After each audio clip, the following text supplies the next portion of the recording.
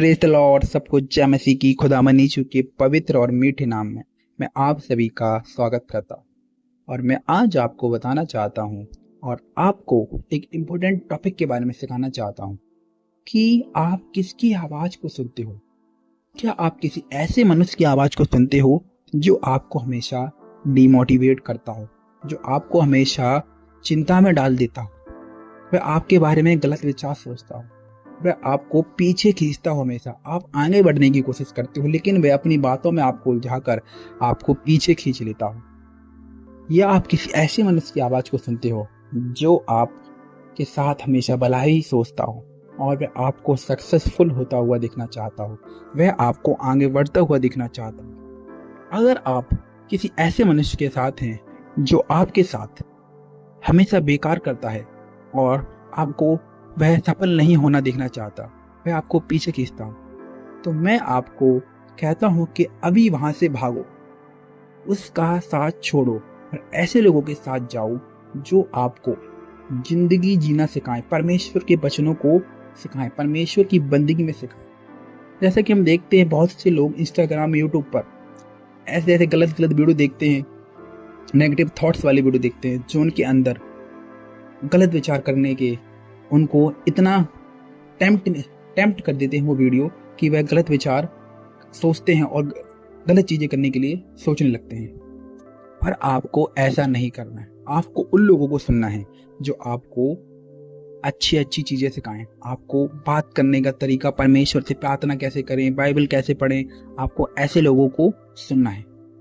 जब हम बाइबल में देखते हैं तो मूसा ने 12 भेदियों को कनान देश का भेद लेने के लिए भेजा और वहां पर वे 12 भेदिए गए और उन्होंने कनान देश का भेद लिया और वे वापस लौटे तो उनमें से 10 लोग क्या बोलते हैं, ये सुनने की बात है, वे बोलते हैं कि हम तो उनके सामने टिड्डियों के समान हैं, वह तो बहुत ही बलवान लोग हैं, वह बहुत सामर्थ्यशाली लोग हैं, वहाँ के लोग हमसे बहुत बड़े बड़े हैं, वहाँ के लोग हमसे बहुत बड़े बड़े हैं, वह हमें कुचल देंगे, हम उस देश को अपने कब्जे में नहीं कर पाएंगे।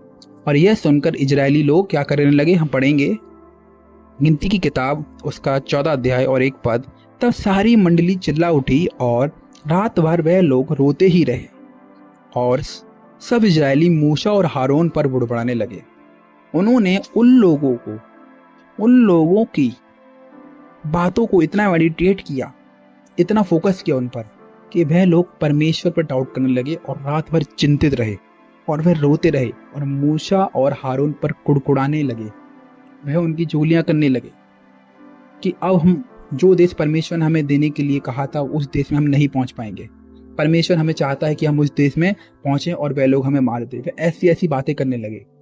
पर वहां पर 2 लोग और थे जो बोलते हैं, पढ़ेंगे जब हम 8 पद, यदि यहोवा हमसे प्रसन्न हो तो हम को उस देश में पहुंचाकर जिसमें दूध और मधु की धाराएं बहती हैं वह हमको दे देगा। हालेलुया। यहाँ पर यहोशू और कालेब ने उनको समझाने की कोशिश की कि यदि परमेश्वर हमारे साथ है, परमेश्वर हमसे प्रसन्न हुआ तो वह देश वह हमको दे देगा जहाँ पर दूध और मधु की धाराएं बहती हैं। और आगे लिखते हैं वे 9 पद, केवल इतना करो कि तुम यहोवा के विरुद्ध बलवा ना करो और ना उस देश के लोगों से डरो, क्योंकि वे हमारी रोटी नहीं ठहरेंगे, छाया उनके ऊपर से हट जाएगी और यहोवा हमारे संग है, उनसे ना डरो। यह लोग उनको मोटिवेट करते हैं, उनको समझाने की कोशिश करते हैं कि वो सब शक्तिमान परमेश्वर, वो बादशाहों का बादशाह, वो हमारे संग है। तुम लोग डरो मत, केवल यहोवा पर विश्वास रखो और परमेश्वर के विरुद्ध कोई गलत बातें ना बोलो, परमेश्वर के खिलाफ कोई विरुद्ध ना करो। लेकिन दुखित की तो यह बात है कि उन्होंने उनकी बातों पे फोकस नहीं किया। उन्होंने उन 10 लोगों की बातों पे फोकस किया जिन्होंने नेगेटिव थॉट्स उनके अंदर भर दिए, उन्होंने इतना मेडिटेट कर लिया। और आजकल हम वैसे भी लोगों के बारे में देखते हैं कि लोग पॉजिटिविटी को बहुत कम सुनते हैं, वे बहुत कम बिलीव करते हैं और नेगेटिव थॉट से जल्दी अट्रैक्ट होते हैं, जल्दी टेम्प्ट होते हैं और उनके बारे में सोच कर वह चिंतित हो जाते हैं। उनका बदन इतना कमज़ोर हो जाता है सोच कर कि वह परेशान रह जाते हैं और उन्हें पता नहीं लगता कि वह नेगेटिव थॉट धीरे धीरे उनके पूरे जहन में अंदर ही अंदर घर बना लेता है। तो आपको ऐसा नहीं करना है। आपको हमेशा पॉजिटिव थॉट सोचना है और पॉजिटिव लोगों के साथ रहना है और आपको पॉजिटिव चीज़ों को सुनना है। और यहाँ पर देखते हैं हम आगे कि सिर्फ यहोशू और कालेब भी कनान देश में पहुंच पाए और बाकियों में से कोई कनान देश में नहीं पहुंचा। वहाँ पर इनके नाती पर पोता पहुंचे पर जो मिस्र से निकले थे, जो मिस्र देश से निकले थे, उनमें से सिर्फ यहोशू और कालेब ही पहुंच पाए हैं। तो वैसे ही मैं आपको मोटिवेट करता हूँ कि अगर आप परमेश्वर के साथ चलोगे, परमेश्वर पर बिलीव करोगे, गलत बातों को नहीं सोचोगे, ना गलत बातों को सुनोगे, तो आप भी इनकी तरह अपने जीवन में नंबर 1 आओगे। हर जगह आप हर जगह टॉप पर रहोगे, हर फील्ड में आपको किसी चीज की घटी कमी नहीं है।